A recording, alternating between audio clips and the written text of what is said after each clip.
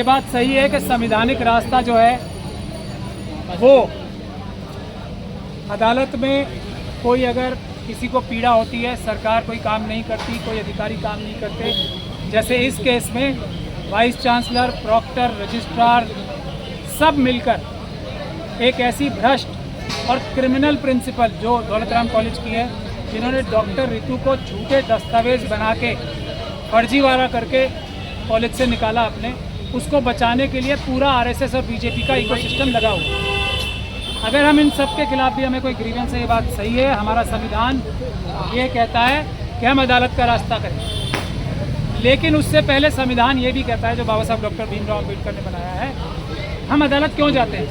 हम अदालत इसलिए जाते हैं कि कोई अधिकारी जिसको संविधान द्वारा अधिकार प्राप्त है, जो हमारा नौकर है देश की जनता का, वो अपना काम ठीक से नहीं कर रहा, बेईमानी कर रहा है। जैसे इस यूनिवर्सिटी की, दिल्ली यूनिवर्सिटी की कॉलेज, दौलतराम कॉलेज की प्रिंसिपल सविता रॉय कर रही हैं बेईमानी से और क्रिमिनल एक्टिविटीज़ कर रही हैं। अगर वो ठीक से काम नहीं करते, जैसे वाइस चांसलर ठीक से काम नहीं कर रहे, जैसे रजिस्ट्रार ठीक से काम नहीं कर रहे, क्रिमिनल का साथ दे रहे हैं, प्रॉक्टर एक क्रिमिनल का साथ दे के डॉक्टर रितु पे हमला करा रहे हैं, तो अगर ये लोग अपनी ड्यूटीज़ में फेल होते हैं तभी हम अदालत के पास जाते हैं। लेकिन एक और संवैधानिक, आपको सबको पता है, हमारे चीफ जस्टिस हैं आज के या उससे पहले भी, और देश में इस बात में कोई बहस का विषय नहीं बचा है कि अदालतों में justice delayed is justice denied हो ही जाता है।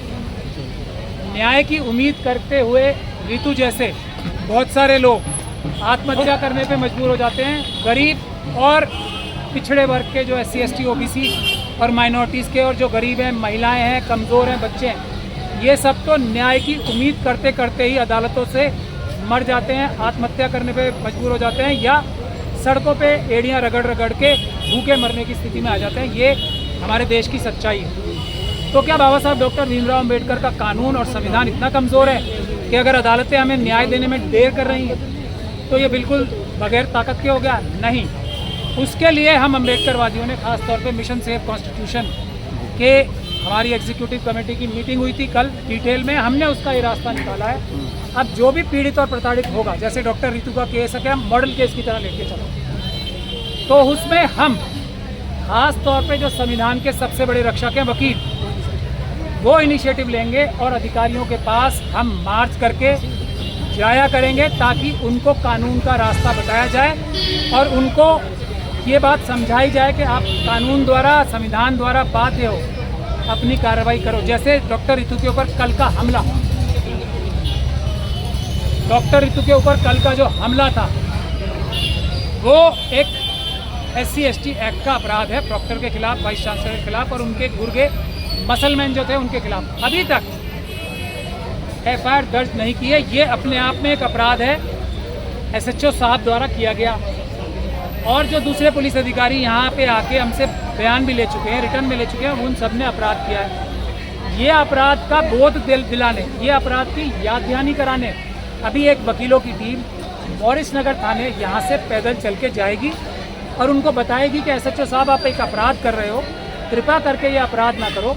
नहीं तो वकीलों की टीम यहाँ पे रोज़ मॉरिस नगर थाने अब जाना शुरू करेगी, हम लोगों की टीम जाया करेगी और उनके सामने रोज़ गुहार लगाएगी कि आप, अदालत की बात तो अलग है, आप ड्यूटी बाउंड हो, आपकी जिम्मेदारी संविधान ने लगाई है कि आप इसमें FIR करो, डॉक्टर रितु को सुरक्षा दिलाओ और वाइस चांसलर के खिलाफ एक्शन लो, प्रॉक्टर के खिलाफ एक्शन लो, रजिस्ट्रार के खिलाफ एक्शन लो। उनके जो मसलमैन अभी भी यहाँ सामने दन्नाते हुए घूम रहे हैं, डॉक्टर रितु की जान को खतरा है आज भी उनसे, तो उन सभी के लिए आप आगे बढ़ो और काम करो, किसी राजनीतिक दबाव में मत आओ।